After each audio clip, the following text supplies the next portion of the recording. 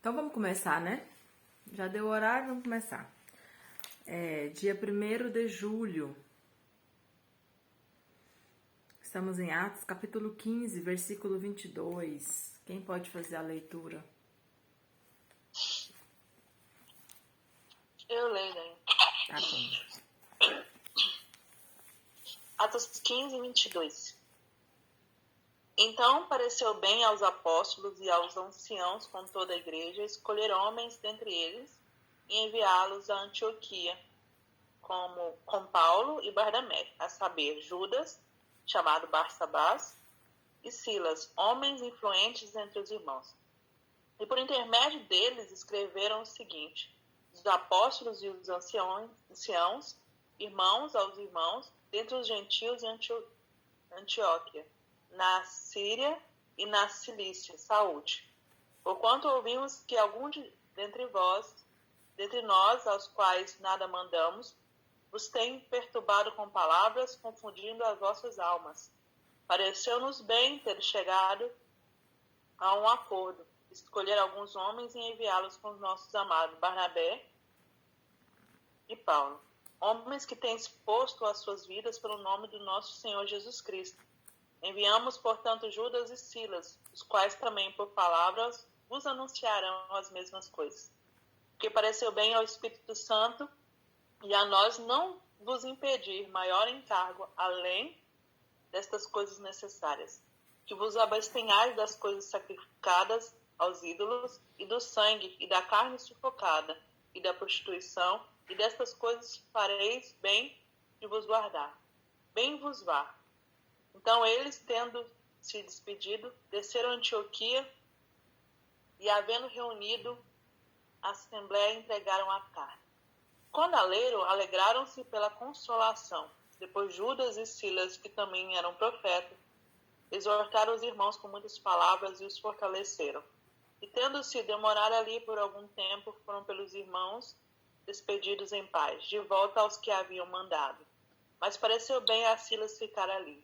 Mas Paulo e Barnabé demoraram-se em Antioquia, ensinando e pregando com muitos outros a palavra do Senhor. Amém. O texto hoje é bem curtinho, né? E é a continuação do problema do capítulo anterior que a gente citou sobre a imposição da lei aos gentios. Gente, eu fico pensando, sabe o quê? Que eu acho que era... Eu acho não era, né? Era uma responsabilidade muito grande dos apóstolos tomar essa decisão, sabe? E eu fico pensando que como eles se sentiam assim em um lugar que eles precisavam estar assim muito tementes a Deus, né? E aqui o texto a gente tem essa imagem de que tipo tinha resolvido o problema, tinham tomado, né, a decisão, tinham decidido, né, como ia proceder, mas eles precisavam tornar isso oficial. E percebe que a maneira como eles conduzem é bem parecido com a forma que a gente faz, né? Nos nossos dias até hoje, né? Nas igrejas. Então, os apóstolos, provavelmente aqui, né? Ainda os líderes, Pedro, né? João, que embora Paulo aqui seja um destaque muito grande, a liderança forte da igreja ainda eram os apóstolos, né? Ainda era Pedro, João, né? Tiago já tinha morrido. Então percebe que provavelmente esses apóstolos eram os que estavam ali na linha de frente. Então eles entenderam, junto com os anciãos, que eram os líderes que eles colocavam nas suas igrejas. Lembra que o irmão João falou que ontem que esse primeiro concílio foi em mais ou menos 50 e alguma coisa? Então, se a gente entende que foi 50 e alguma coisa, e Jesus morreu no ano 30 a 33, então a gente tem aí uma média de 20 a 25 anos depois da morte de Cristo. Olha, então já se passaram 2 décadas, aproximadamente, né? Porque era quase 60 esse concílio, e eles estavam enfrentando os primeiros problemas.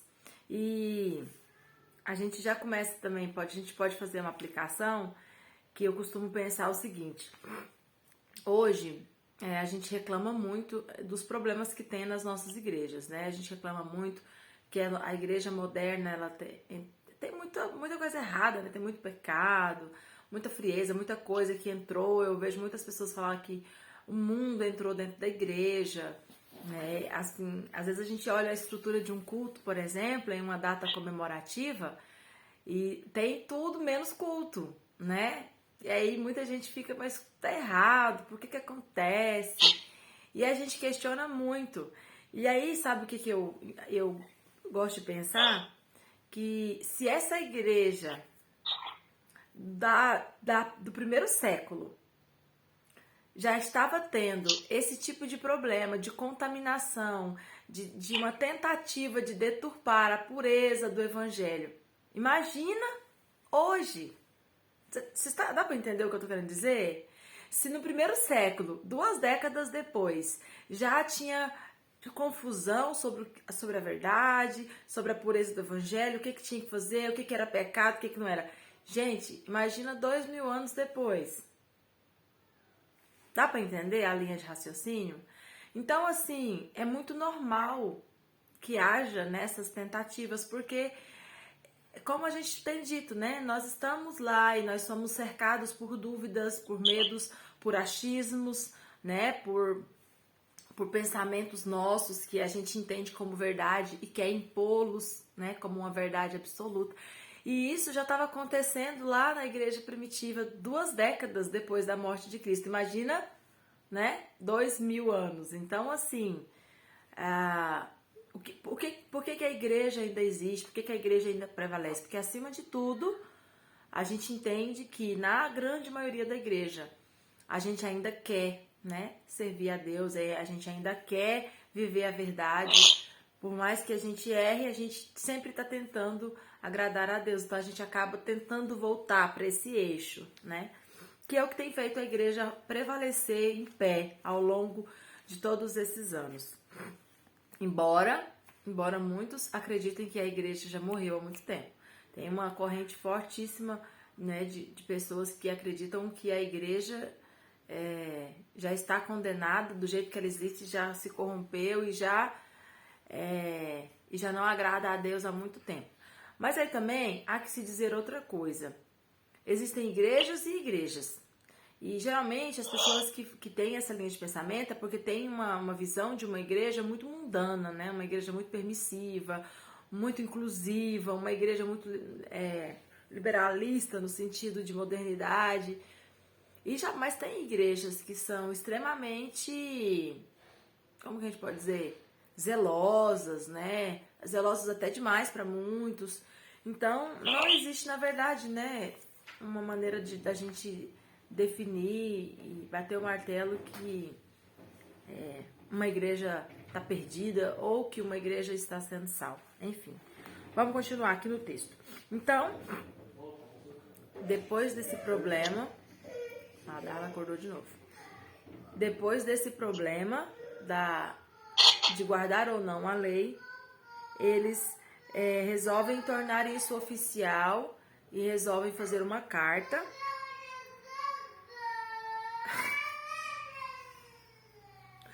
Eles resolvem... É fundo musical? Hã? É fundo musical agora? Fundo musical. Ela tá acordando quase todo dia, na hora que eu acordo. E eu acho que não é nem por causa de barulho, é o reloginho biológico dela, sabe? Aí ela acorda, aí acabou. E aí ela não dorme de novo, e aí daqui a pouco ela tá chorando, né? Porque com sono. Mas enfim, deixa o pai dela se virar com ela lá. Então, irmãos, eles decidem fazer essa carta e decidem tornar isso oficial, né? Então, eles escolhem 2 homens, que é Judas e Silas, que eram pessoas influentes na igreja, eram os obreiros, aqueles obreiros valorosos, né? E escrevem uma carta e mandam essa carta também para Antioquia. Por quê? Porque na igreja de Antioquia, assim como provavelmente em todas as igrejas, haviam muitos gentios. E essa notícia, ela era uma notícia boa para os gentios. Então eles queriam, né, alcançar o maior número de gentios para que eles continuassem crentes, né, em Jesus. Então o teor da carta, irmãos, muito importante. O que ainda É o que ainda não, né? O que nos dá paz em saber que nós somos aceitos por Cristo, que somos salvos pela graça e pela fé em Cristo, é praticamente o teor dessa carta. Percebe que aqui no versículo 23, ó, vai até o versículo 29. Isso aqui é onde nós temos que nos agarrar também, para entender que é a graça que nos alcança. Ele fala, ó, os apóstolos e os anciãos, irmãos aos irmãos, ou seja, nós somos irmãos, estamos escrevendo a vocês que são os nossos irmãos. Dentre os gentios, os irmãos que estão no meio dos gentios, em Antioquia, na Síria e na Cilícia, saúde, a saudação, né? Porquanto ouvimos que alguns dentre nós, aos quais nada mandamos, vos têm perturbado, alguns dentre nós, aos quais nada mandamos, ou seja, a gente não mandou eles falar nada, eles vos têm perturbado com palavras, confundindo as vossas almas.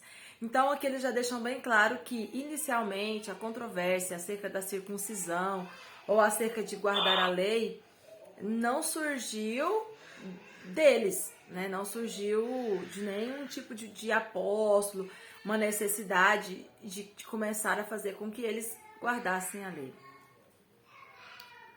Continuando. 25. Pareceu-nos bem, tendo chegado a um acordo, ou seja, já que surgiu o problema, a gente chegou aqui a um acordo. Escolher alguns homens e enviá-los com os nossos amados Barnabé e Paulo. Peraí, só um pouquinho. Ela fica querendo vir aqui em mim, e aí o Diego não deixa, né, pra ela não atrapalhar, e ela fica louca, coitada. Continuando. Então, pareceu-nos bem, né, tendo chegado a um acordo, escolher homens que sim, nós estamos mandando para dar para vocês um resultado daquilo que nós decidimos. Então, aqui eles deixam claro nessa carta que quem começou a conversa não foi mandado pelos apóstolos, mas já que, né, começou e criou essa confusão, agora sim nós estamos mandando pessoas que são responsáveis, que nós mandamos para passar para vocês o que nós decidimos. E aí ele fala aqui no 28, porque pareceu bem ao Espírito Santo e a nós. Gente, olha isso. Olha essa afirmação. Pareceu bem ao Espírito Santo e a nós. Não vos impor maior encargo, além das coisas necessárias. Dessas coisas necessárias. Gente, eles estão colocando aqui, eles estão tão convictos de que eles eram guiados pelo Espírito Santo, que eles estão falando em nome do Espírito Santo. Vocês perceberam isso? Como se ele tivesse assim, pareceu bem ao Espírito Santo, ou seja, o Espírito Santo decidiu isso. Como que você fala em nome do Espírito Santo? Entendeu? Eles tinham tanta convicção, eles tinham tanta segurança de que eles estavam sendo guiados pelo Espírito Santo. É como se eu estivesse aqui e não pudesse falar, porque a gente sabe que eles falavam com o Espírito Santo, mas é porque a gente, lembra como eu falei no começo? A gente tem uma cultura de conversar só com Deus e com Jesus, e a gente quase não interage com o Espírito Santo.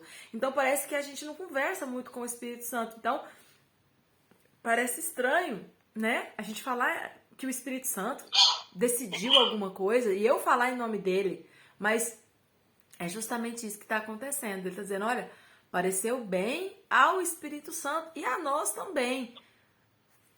Eu não sei se vocês estão entendendo. Eu acho isso assim, muito, muito corajoso da parte dos apóstolos. Sabe? Esse tipo de construção e de afirmação. Continuando. E aí o que eles falam, né? Que o Espírito Santo decidiu e nós também decidimos. Tipo assim, né? Nós não vamos ir contra o Espírito Santo. Então assim, ele decidiu isso e nós também decidimos. Que vocês vos abstenhais das coisas sacrificadas aos ídolos, e do sangue, e da carne sufocada, e da prostituição. Então aqui, vamos enumerar.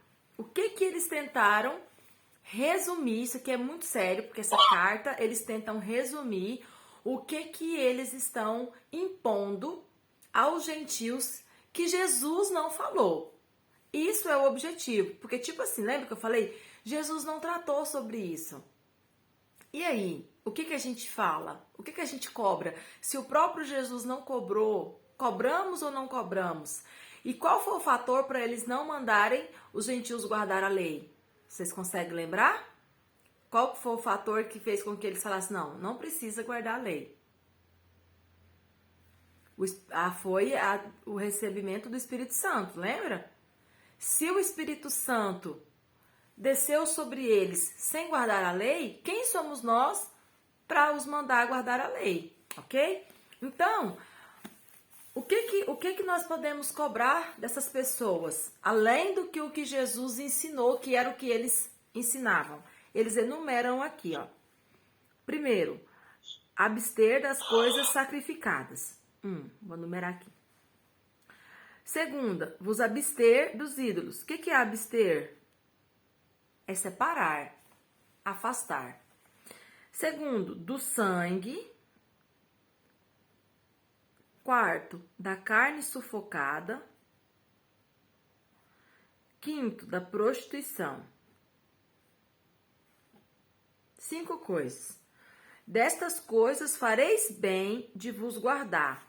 Bem vos vá, ou seja, vai com Deus, Deus abençoe vocês. E aí, irmãos, essas 5 coisas. Por quê?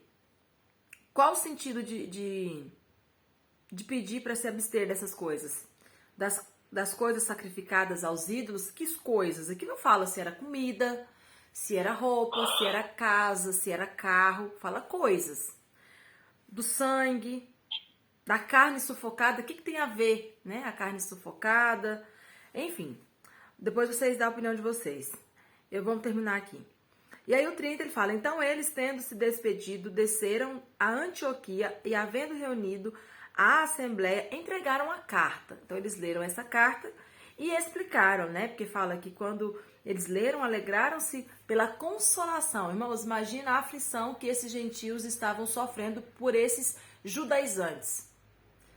Imagina, eles aceitavam Jesus, eram cheios do Espírito Santo, sentiam uma coisa tão boa, mas vinha os judaizantes e falavam assim, mas vocês têm que circuncidar, mas tem que fazer isso, tem que fazer aquilo, tem que fazer os rituais, tem que... Então, eles ficavam oprimidos. Eu acho que a gente fica assim, né? A palavra seria essa, a gente fica oprimido, porque você sente uma liberdade, mas não pode viver essa liberdade. Então, eles ficaram felizes, por quê? Porque eles foram consolados. E depois, Judas e Silas, que também eram profetas, exortaram os irmãos com muitas palavras e os fortaleceram. Então, esse profeta aqui também, dá pra gente pensar alguma coisa. Eles eram profetas. O texto está dizendo que eles exortaram os irmãos com muitas palavras, simplesmente palavras de consolo, como a gente faz o tempo todo, ou o fato de citar que eles eram profetas é para nos fazer entender que essas palavras eram palavras proféticas. Era Deus que estava falando com eles algo além daquilo que eles já tinham. O que vocês acham?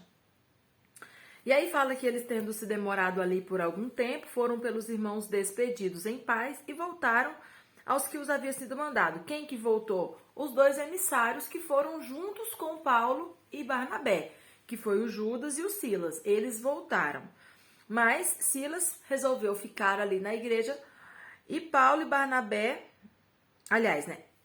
Eles foram despedidos, mas Judas não voltou, Silas não voltou.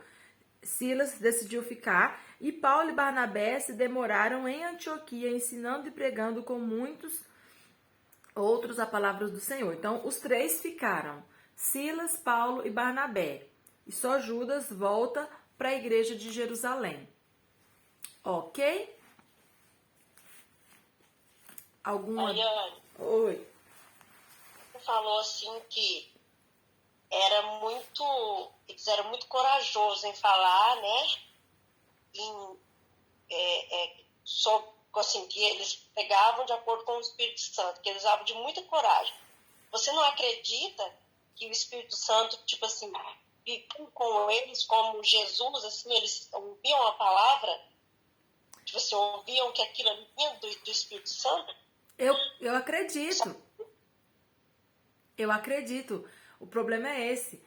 Eu acredito, mas eu sinceramente não sei se eu teria tanta convicção de falar como eles falaram. Tipo assim, olha, o Espírito Santo decidiu que vai ser assim. E eu também decidi, então eu vou passar aqui para vocês a decisão do Espírito Santo.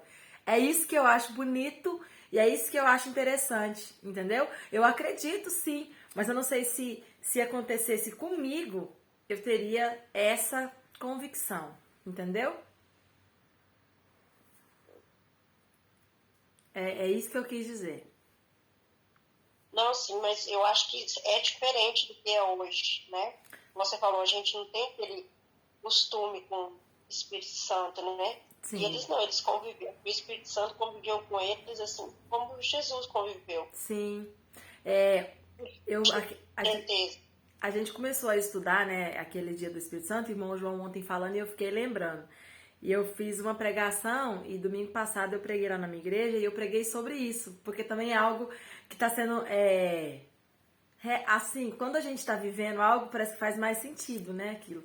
E eu preguei sobre o Espírito Santo, e eu falei uma coisa, assim, que às vezes as pessoas não entendem, mas faz muito sentido para mim hoje, depois que a gente está começando a ler junto, que é trocar Jesus pelo Espírito Santo.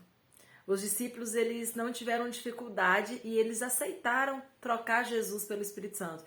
Entenda em qual sentido eu estou dizendo, né? Não que você vai trocar Jesus pelo Espírito Santo, mas eles entenderam que era necessário dar esse passo. Então, assim, eles abriram mão do Jesus aqui para ter o Espírito Santo aqui. E acho que grande parte dos cristãos, eles não conseguem ter uma experiência com o Espírito Santo e uma caminhada com o Espírito Santo porque eles não conseguem pensar dessa forma. Eu preciso trocar Jesus pelo Espírito Santo. Em que sentido? Não de Salvador, mas de Consolador. O Consolador não é Jesus, é o Espírito Santo. E aí a gente às vezes não a função, né? Sim, às vezes... É a função, né? Sim, a função. E aí a gente às vezes não se sente consolado, a gente vive oprimido, a gente não sente a presença do Espírito Santo. Por quê? Porque a gente não troca Jesus pelo Espírito Santo. A gente quer que Jesus faça isso. Não que o Espírito Santo não vá fazer se você não pedir. E mesmo que você peça para Jesus, o Espírito Santo vai fazer. Lembra que eu disse? É ele que interpreta nossas orações. Então você pode pedir para Jesus que o Espírito Santo vai fazer. Mas entenda como faria muito mais sentido se você decidisse trocar, né, a função de Jesus pela função do Espírito Santo. Porque a função do Espírito Santo é essa. Então, assim, eu achei muito interessante pensar, né, nessa perspectiva de aceitar. Eu preciso aceitar, trocar Jesus pelo Espírito Santo. Eu tenho que liberar, né? Entre aspas. É até complicado ficar falando essas coisas, porque dependendo do contexto, a pessoa acha que você está falando, né, heresia, né? Então, oi. Lá na igreja, eu falo assim, eu acho que a gente quase não fala de Espírito Santo. E quando quando eu dou aula para os meninos, eles ficam muito curiosos, né? Que às vezes eu vou falar Espírito Santo e falo, mas ele faz tudo isso, né? Uhum. Porque não tem essa questão de falando sobre o Espírito Santo, é muito vago, é muito... Sim. Não sei se a palavra é falho, entendeu? A gente não ministra, as pessoas não ministram, né? Eu falo a gente porque acaba ministrando e muitas vezes a gente vai deixando a parte, Sim. né? E acaba que as pessoas não têm esse entendimento, não sabem mesmo o que é. Sim. E na escola bíblica os meninos ficam maravilhados, porque eu trabalho com adolescente, eles ficam, mas é tudo isso? Mas eu pensei que era só um personagem, né? Sim. Mas é. Não, e assim, igual você falou, a gente se vê nessa situação. Porque eu não tô falando, acabando de falar pra vocês que porque nós estamos vivendo esse momento na leitura, eu ia pregar, aí já aproveitei a oportunidade e já preguei sobre isso. E também era também relacionado com o tema da escola dominical. Eu aproveitei para pregar no culto do domingo à noite, não só na escola. Por quê? Porque a gente está lendo, está fazendo sentido para nós. E aí a gente volta pro problema do cristão. Qual que é o problema do cristão? O cristão não lê a Bíblia. O cristão não lê Bíblia, né? O cristão, ele é crente, ele vai para a igreja, mas ele não lê Bíblia. E aí não tem como você descobrir essas coisas que a gente está descobrindo se você não lê Bíblia. Por quê? Oi. Quando eu Quando eu aceitei Jesus, né? Na verdade, quando ele me aceitou, eu nasci no Ministério Ouvir e Crer, né? E uma pena que o Ministério Ouvir e Crer, ele acabou, eu não sei se acabou, se ele, mas assim, eles pregavam muito a vida no Espírito, né? Sim, sim. E é muito lindo, assim, sabe? Eu falo mesmo, eu, assim, no início da minha caminhada, eu tive muitas experiências, muito, porque lá a visão dele é vida no Espírito e hora após hora, orar e orar e orar, né? Eu lembro de uma irmã, essa irmã, ela, quando eu aceitei Jesus, ela, lá em Santo Antônio do Leste, orava de Cuiabá, então, ela vivia fazendo campanha de oração na igreja, e aí ela passava lá em casa, sabe? Ela batia na porta, mãe de Neuza, bora, 5 horas da manhã, eu era nova na fé, eu pensava, meu Deus, essa mulher é doida. Nossa, todo dia ela fala que eu tenho que ir. E eu ficava com vergonha de falar que eu não ia, né? E eu ia. Aí chegava lá, ela lia a Bíblia, era só nós duas na igreja. Aí ela lia a Bíblia, aí ela começava, quando ela começava a orar em língua, eu fechava os olhos e aproveitava para cochilar, né? Aí eu ficava cochilando, cochilando.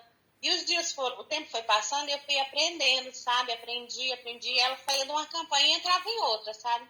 E eu lembro um dia, aí eu fui começando a gostar daquilo e achando, foi nascendo algo dentro de mim. Assim, um dia nós estávamos quase na campanha de Daniel, e a gente orava 3 vezes, nós ia na igreja 3 vezes para orar.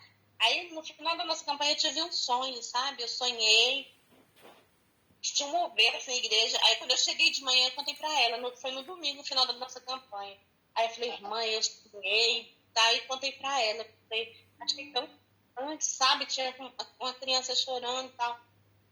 E assim, chorava, caía, e era assim um derramado de lágrimas. É tanta lágrima dentro da igreja que eu fiquei impactada. E aí eu contei para ela, no culto à noite, era só nós dois nessa campanha. Do jeitinho que eu sonhei, Daiane, à noite aconteceu. O pastor começou a ministrar e foi, sabe, aquele derramar, menina, aquele povo assim, parece que tinha fogo dentro da igreja. Quando acabou o culto, ela falou, irmã de Deus, ainda bem que você me contou o sonho, porque se você viesse me falar agora que o culto acabasse, eu não ia acreditar em você. Olha, do mesmo jeitinho que você sonhou.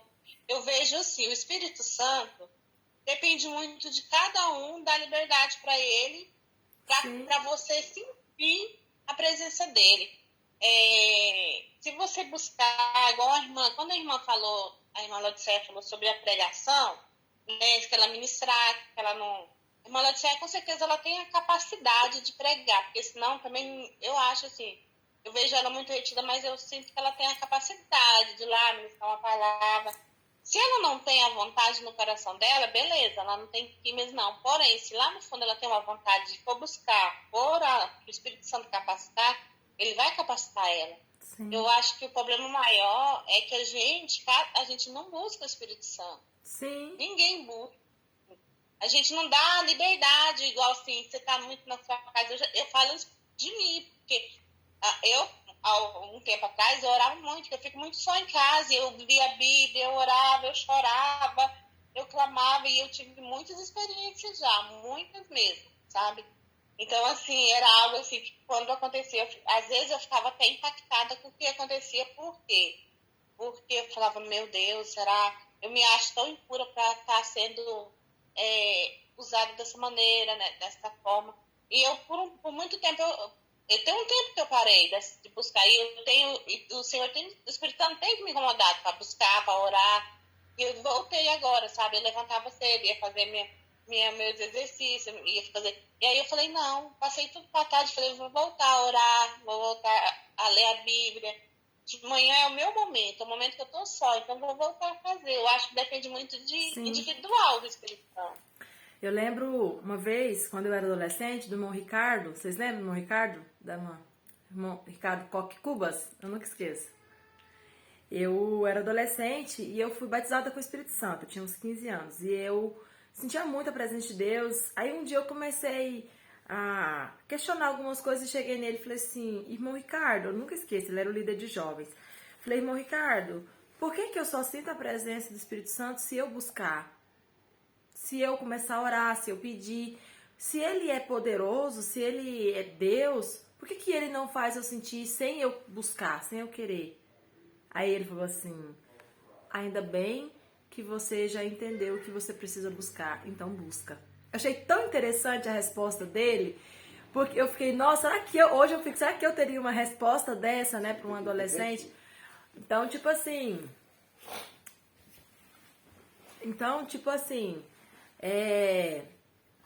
faz todo sentido essa linha de raciocínio. O Espírito Santo, ele é real, ele existe e ele tem um papel. Só que nós precisamos entender como ele funciona. E aí essa seria usar essa expressão, né? Eu preciso trocar Jesus pelo Espírito Santo. Senta, filha. Entendeu? E aí a gente começa a entender como ele age, como ele faz na vida da gente. Amém? Alguém tem alguma dúvida? Daiane, eu li um livro uma vez chamado Bom Dia Espírito Santo. Benihim. Fala da experiência, eu acho que é Benihim. Uhum. Então ele fala muito da experiência. Eu comecei a ler do começo ao fim, eu arrepiava todinha, sabe? Eu sentia a presença lendo o livro. É muito bom para quem gosta de ler. Saber, né? Como é que... E qual que é o segredo? O segredo é você simplesmente entender que o Espírito Santo, ele é distinto. Ele tem uma função específica que só ele faz. Quando você descobre isso e quando você aceita... E aí, gente, eu volto e digo de novo a mesma coisa. Eu acho que a grande dificuldade da igreja moderna, da igreja cristã, é aceitar que o Espírito Santo faz tudo isso. É ele que faz.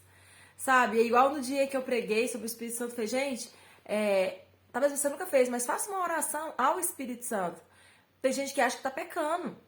Ai, mas parece que eu tô blasfemando, orar pro Espírito Santo. Eu oro só pra Deus e pra Jesus. Ele é Deus, sabe? Mas assim, tá tudo muito ligado, né? Com a nossa formação em relação à Trindade, que a gente tem muita dificuldade, não se fala muito, né? Não se ensina de uma maneira clara. Mas graças a Deus que a gente está tendo a oportunidade, né, de conversar e que a gente possa reproduzir, né? Quando a gente tiver a oportunidade, reproduzir esse tipo de pensamento, né? Esse tipo de visão bíblica. E assim, da leitura, o que mais me chamou a atenção hoje foi, assim, essa segurança dos apóstolos de ouvir a voz do Espírito Santo com tanta clareza e dizer, olha, o Espírito Santo decidiu que vai ser assim. Tipo, é algo assim, é um ideal que nós deveríamos ter, né, a ser alcançado. De orar, né, igual a irmã Edneuza acabou de falar, de você ter um momento de oração e chegar na sua família e falar assim, ó, seguinte, eu tava ali orando e o Espírito Santo decidiu que vai ser assim, assim, tá bom? Então nós vamos fazer... E você falar, né, em nome do Espírito Santo. Por quê? Porque você tava ali com ele e ele te falou, né? Imagina, é o desejo, né, do Espírito Santo para nós. Ele veio para isso, a função dele é essa, é estar conosco, é nos ensinar, é nos consolar, é nos orientar.